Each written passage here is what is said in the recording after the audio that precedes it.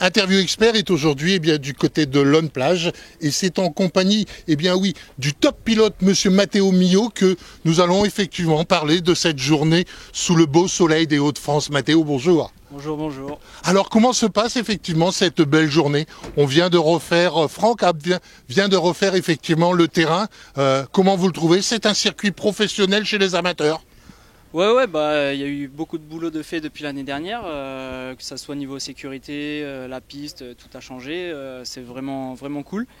Là la piste est très sèche aujourd'hui avec le temps, on est un peu en période de canicule, donc, mais bon c'est pas trop mal pour la reprise des entraînements un peu tranquille, le temps de se remettre un peu dans le sable, et puis voilà, on va voir au fur et à mesure des jours comment la piste évolue.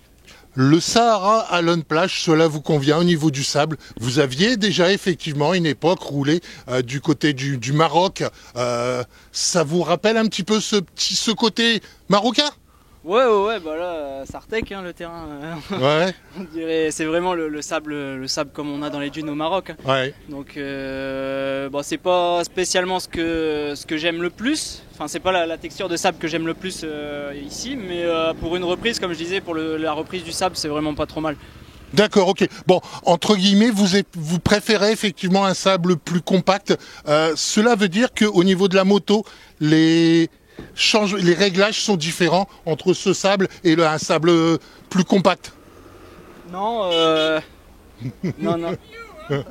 non, le sable, enfin les réglages de la moto changent pas là c'est mes réglages du Touquet. Oui. Mais les réglages changent pas par rapport à la texture du sable, c'est juste un peu le pilotage qui change. C'est surtout que le sable glisse, les sorties de virage ça glisse un peu plus que quand le sable est humide. Et voilà, c'est plus de l'adaptation pilotage que mécanique. Les pneus avant-arrière ne changent pas dans ce type de sable. On va peut-être mettre un pneu plus jeune pour ce type de sable? Bah ça, je vais laisser mon mécano répondre. Hein. D'accord, bah ça sera l'occasion. Vous pouvez nous présenter, Matteo? Ah bah du coup, c'est Thomas Bentek. Oui. C'est mon mécano, c'est mon frérot, c'est tout. Il vous suit depuis combien de temps? Bah là en 4-5 ans, ça va faire 3 ans, on va dire, ça va faire la 3e année. Oui. Depuis qu'ils sont passés en YAB, on va dire que je les accompagne de plus ou moins près. La première année, j'ai préparé leur moto une partie de la saison. La deuxième année, je les ai suivis sur les courses, mais c'est plus moi qui préparais les motos. Mais j'ai toujours été là quand même pour eux, plus ou moins sur les courses. Et puis là, cette année, on reprend vraiment à 100%. Donc là, moi, je suis le mécano à plein temps de Matteo pour toute la saison sable. Et également le motoriste du team. Donc je vais m'occuper de toute la préparation moteur des motos de course, ainsi que le suivi sur les motos d'entraînement. Donc je vais suivre Matt toute la saison. Et donc là, comme il l'a dit, en plus d'être porteur de micro, on roule avec une moto. Pour l'instant, en fait, on n'a pas... Idéalement, c'est sûr qu'il faudrait retoucher un petit peu le réglage des suspensions pour rouler un petit peu dans du mou. Nous, le but, c'est pas de continuer à rouler dans du mou comme ça. On attend qu'il y ait vraiment un gros déluge pour dire d'alourdir un petit peu le sable de l'Aune parce qu'on a envie de prendre un petit peu de vitesse et de changer un peu de texture. Donc là, pour le coup, on roule vraiment avec la moto qui est à 99% identique à celle de l'enduro du Touquet. Donc on a des pneus exactement pareils que ce qu'on va utiliser cet hiver ou durant la saison pendant les courses. Là en fait on n'a vraiment pas du tout retouché, il n'y a que le réglage de la moto qui est un petit peu différent parce que forcément là on roule avec des températures qui sont un petit peu différentes, donc on essaye de faire chauffer encore un peu moins la moto. Mais sinon là on est vraiment en config hiver, hein. Vraiment là c'était pour une reprise, prendre un petit peu d'infos, voir un petit peu comment Matteo il se ressent sur la YAM parce qu'il sort de la saison terre en KTM, donc il fallait un petit peu reprendre ses marques. Je pense que pour l'instant ça se passe plutôt bien, il est content de remonter sur une YAM. Donc là, le peu de roulage qu'on a fait, on est déjà plutôt content de la vitesse qu'on a déjà réussi à avoir. Et puis on va travailler tout l'hiver pour ça, quoi. Depuis 3 ans, est-ce que Matteo devient de plus en plus précis dans ses demandes par rapport au mécano pour sa moto? Oui, et fort heureusement, oui. Donc forcément, hein, avec les années qui passent, là comme ce qui est bien, c'est qu'il est resté pendant 3 ans et je pense encore longtemps sur la même marque pour rouler dans le sable. Donc c'est vraiment une moto qu'on a travaillé dès sa première année de sortie parce qu'on a commencé sur les 450e en 2023 quand c'était vraiment la toute nouvelle moto. Donc ce qui est bien, c'est que là ça va faire la 3e année qu'on est sur ces motos là, donc on a vraiment bossé beaucoup en amont pour avoir une moto qui est bien au point. Donc pour le coup là oui, on est plutôt pas mal. Qu'est-ce qui change sur une moto comme ça par rapport à une moto classique que l'on peut retrouver en magasin? Alors sur la YAM, on va dire que je pense que beaucoup de pilotes qui l'ont essayé peuvent dire que je pense que c'est la meilleure moto qu'on peut avoir dans le sable aujourd'hui. La 450 YAM, c'est pour moi, je pense, la meilleure moto. Oui. De par la conception châssis, que même le comportement moteur, hein, c'est un moteur qui est fiable avec très peu de modifications à faire pour pouvoir être performant dans le sable. L'avantage aussi, c'est l'équilibre châssis parce que c'est la seule moto à avoir un réservoir qui est compris entre les jambes ici. Donc limite esthétiquement d'extérieur, on peut pas vraiment savoir que c'est une moto de sable, mais tandis que les autres motos ont un gros réservoir qui vient tout de suite alourdir l'avant de la moto, donc il y a un travail sur le châssis qui est encore un peu plus important à faire pour dire d'avoir un bon équilibre. Là c'est vrai que je pense que pour avoir roulé plein de marques, Matteo pourra plus le dire que moi parce que moi je suis pas pilote, mais je pense que la YAM c'est la moto la plus évoluée, la plus finie qu'il peut avoir dans le sable, et il a beau avoir un peu roulé tout avec plus ou moins de préparation, là où il se ressent bien c'est dès qu'il monte là-dessus, quoi, ça va super bien. Mathéo, de votre côté, est-ce que de temps en temps vous aimez toucher à votre moto, faire quelques petites modifications, ou est-ce que vous donnez systématiquement tous les pleins pouvoirs à votre mécano? Non, bah moi après j'ai quand même un ressenti sur la moto, donc des petits clics sur les suspensions, ça j'arrive à faire tout seul. Après tout ce qui est voilà tout ce qui est partie moteur, enfin j'ai la chance d'avoir 100% confiance en Thomas. Et quoi qu'il fasse sur la moto, je sais que ça ira. Et donc je peux monter sur la moto déjà avec confiance dans ma tête. Je sais qu'il ne va rien m'arriver, que le moteur va tenir. Après, on n'est jamais à l'abri d'une casse mécanique, forcément. Sûr, mais dans tous les cas, j'ai 100% confiance en lui. Donc je lui laisse faire ce qu'il veut. De bon, voilà. De toute façon, c'est un travail qu'on fait ensemble, hein. Moi j'ai besoin d'avoir des informations de Matteo sur ce qu'il ressent. Moi je prends l'initiative de faire quelques modifications que je lui indique, tout simplement pour essayer de travailler aussi son ressenti, son feeling sur la moto. C'est quelque chose à peaufiner pour qu'il puisse ressentir un petit peu dans quel sens j'ai travaillé, pourquoi, est-ce qu'il aime bien ou est-ce qu'il aime pas. Mais le but c'est qu'on aille un petit peu dans toutes les directions pour savoir un petit peu là où on doit aller et là où on ne doit pas aller. Mais si on n'essaye pas, on ne peut pas savoir. Donc là justement on est vraiment en train d'essayer plein de choses. Là cette moto là, on va dire, pour la question que tu m'avais posée par rapport à la modification qu'il peut avoir par rapport à une moto d'origine, là on n'a vraiment pas grand chose. Sur cette moto là on a un échappement complet Accra, ça n'empêche pas la moto d'être performante, l'échappement d'origine, mais on va dire que niveau solidité et pour passer au sonomètre on est quand même beaucoup mieux sur ce genre d'échappement, et c'est sûr que c'est un petit peu plus performant.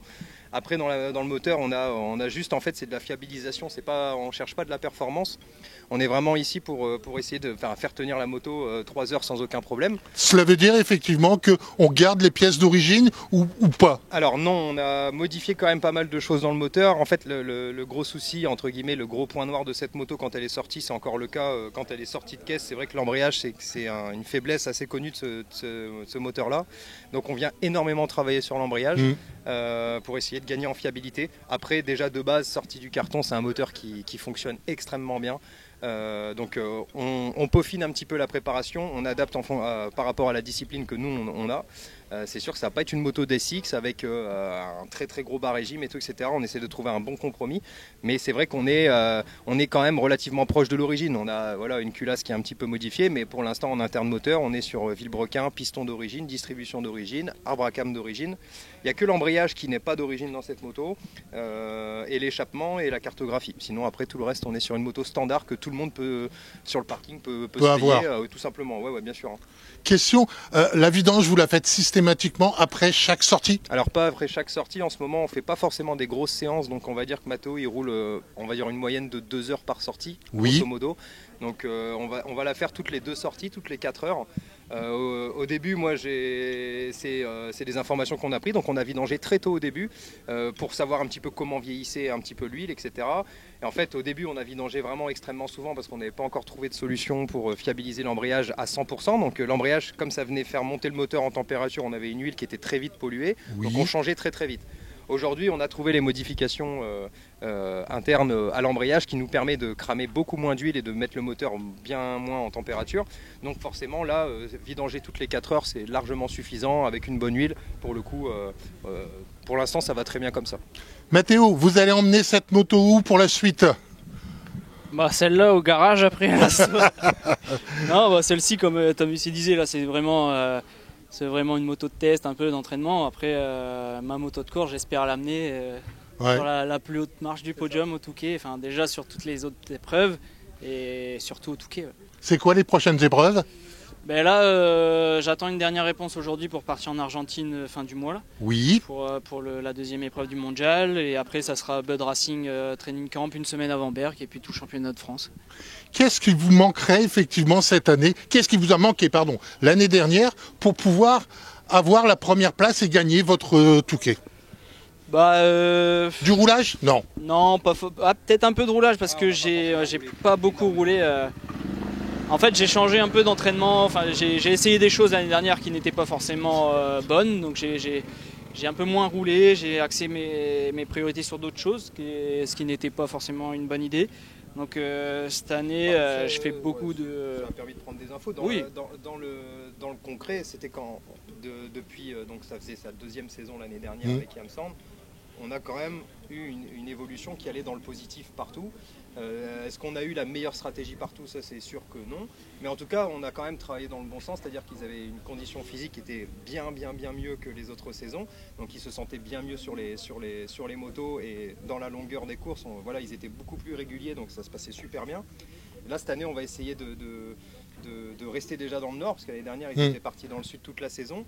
Donc pas beaucoup de lune plage, pas beaucoup de roulage avec beaucoup de pilotes, ce qui est quand même un facteur important dans le championnat. On roule avec quand même beaucoup de pilotes sur les courses, beaucoup de pilotes moins rapides, donc il doit quand même avoir une certaine habitude à pouvoir doubler assez facilement, hein, là où les autres pilotes arrivent à faire la différence, comme un Todd Kellett qui est très fort parmi les retardataires.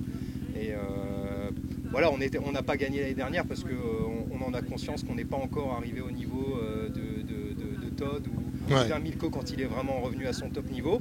Le but, c'est qu'on travaille dans cette direction pour gravir des marches sur le podium tous les ans de plus en plus. L'année dernière, ils ont une présence dans le top 5 quasi à toutes les épreuves. Donc là, le but, c'est de pouvoir aller chercher des podiums à chaque épreuve. C'est déjà notre objectif premier, c'est de pouvoir grimper au moins sur une des 3 marches du podium l'année prochaine. À chaque épreuve, ce serait un vrai objectif déjà. Mathéo, on sait effectivement que Berck reste une de vos courses préférées. On va s'y préparer d'une manière peut-être encore plus intense que l'année dernière? Pas forcément plus intense, mais plus réfléchi, un peu différent, ouais, plus réfléchi. Je vais faire un peu plus de manches comme Berck, c'est des manches. Et puis on a décidé de faire la course de Bud Racing une semaine avant, qui est dans le même format, donc c'est des manches aussi. Donc ça va me préparer un peu pour Berck. Et puis forcément, ouais, moi Berck, j'adore, c'est dans le nord, c'est mon pays. Je suis d'ici, je suis du nord, donc j'ai tout mon public, mes fans comme Milko peut avoir ici aussi. Donc voilà, c'est une super épreuve. Moi, depuis que je suis né, je viens voir Berck comme le Touquet. Donc voilà, les épreuves dans le nord particulièrement sont super agréables pour moi. Et puis j'aime y participer.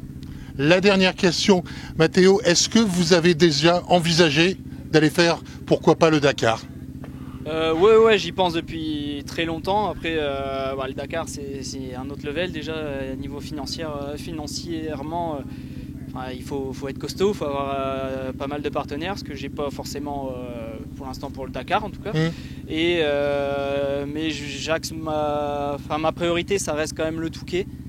Je veux gagner le Touquet avant de partir éventuellement sur un Dakar plus tard. Ouais. Mais c'est un de mes rêves. Bon, donc dans la région, on vous retrouve à Berck, et puis après, il y aura Lone Plage, et puis pourquoi pas le Touquet, avec pourquoi pas une place au moins sur le podium. Ouais, ça serait le Graal. Hein. C'est l'objectif sur le podium. C'est au moins le minimum qu'on espère aujourd'hui.